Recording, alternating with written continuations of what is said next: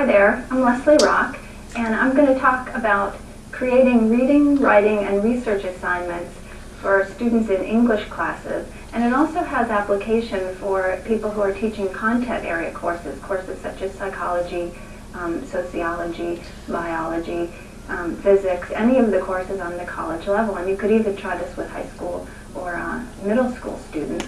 The key is to think about your reading and writing assignments as something that will involve content. And I think that's one thing that teachers often have a hard time with. You kind of want your students to write and you want your students to read, but you end up kind of giving them a mixed bag of reading assignments that don't have any real coherence or any sort of theme.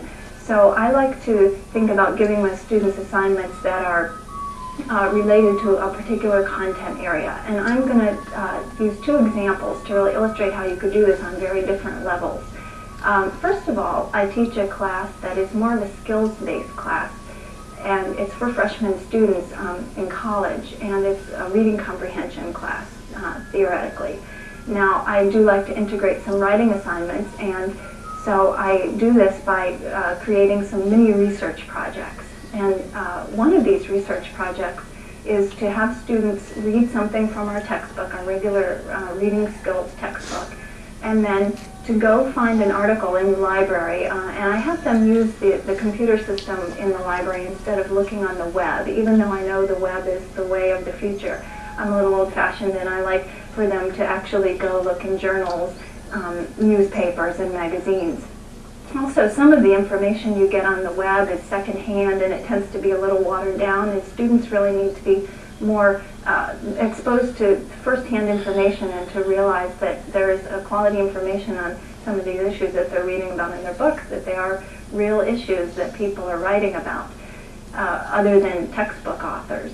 So that being said, I send them off to the library and I ask them to look for an issue that came up in the reading that we were doing, so that they're getting exposure to the textbook writing and then writing from a journal or periodical or some such source.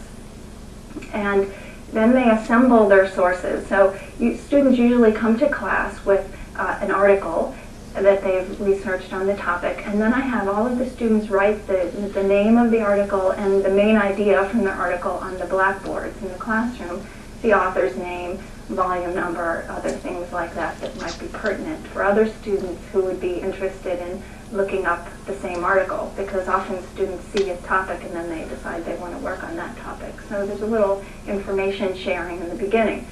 So students come in, they write the name of the article, main idea, whatnot, on the board, and then everyone browses around at these different issues that have been brought to class, and they decide on their research project that they're going to do related to that topic.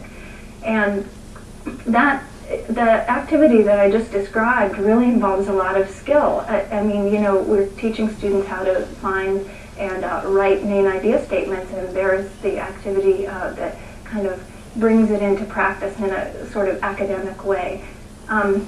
Instead of just reading a paragraph and writing down the main idea, now they're doing it to do a real research project. So they look at these titles and main ideas, and then they go off and start their own research project. And you can really arrange this however you'd like. I usually have students practice the skills that I'm working on in class, like concept mapping. Maybe they'll go find the article, draw a concept map of that article, which means any number of things. It could be a timeline, it could be clustering. It depends on what the pattern of organization was in that reading that they were doing, and often it's a combination of patterns, which is good for them to see as well. So they draw a concept map, maybe you write a summary, and here they're bringing in all the skills that they've learned in class. And then the real key where they start to do some serious research, and even though it's on a very fundamental level, it's really beneficial for them, because we do it as scholars on all levels, all the way up to doctoral dissertations and master's thesis and whatnot, even writing papers for presentations, is to bring the information from the different sources into one cohesive piece at the end. So it's sort of like writing a little literature review, if you will. Certainly not like a master's thesis, but it's a start. So students are always tempted to summarize the article, and then in their report again, write another summary of the articles. But what I encourage them to do is look for the issues in the article. So, for example, if you have 2 articles on smoking cessation programs, and you find out that, wow, the patch keeps coming up again and again, well, maybe that should be a heading in your report, and under that you can put both of the articles' information on that issue. And so they start to think about discourse communities and how writers respond to each other, and how writers are writing to create a body of knowledge, and then they become writers creating a new body of knowledge with their report. So even, just thinking about using that with freshman students on a skills level, you really get some kind of interesting projects. And so that's one thing I like to do with this reading class that I teach. And I have one more example that I use with a more advanced class. These tend to be sophomore students thinking about deciding on a major for their academic career. And I'm teaching a similar class, a reading class, but the needs are very different. So again, the goal is to integrate reading, writing, and research projects in a meaningful way for my students. So what I do with this class is I have 4 content areas that I determine by random, really. I just decide which ones I'm going to do at the beginning of that semester. And in the past I've done biology, sociology, psychology, literature, history, and I arranged my course syllabus into those sections with equal amount of time devoted to each one, say 3 weeks for each section.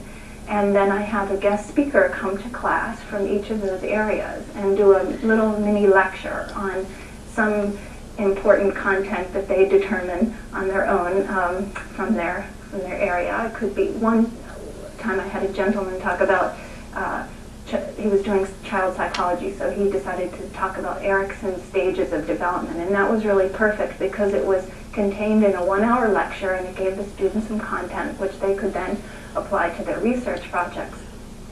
So in that 3-week period after his lecture, we did all kinds of different research, reading and writing assignments, which then culminated in a short research paper, about a 7 to 10 page research paper.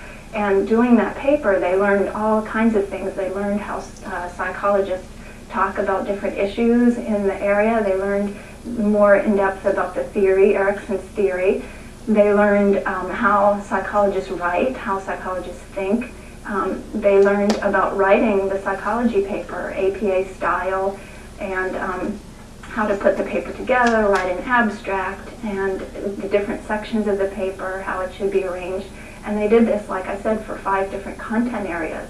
So students then, when they went off to their major courses, they knew MLA style, they knew CBE style from biology, they knew APA style, they knew how to arrange papers in the content areas. And I think it was a really beneficial course for students who were thinking about becoming academics. And like I said, these are just 2 examples of how you can create reading, writing, and research projects for your students at all levels, and to add some content to what would otherwise be sort of vacuous English courses. That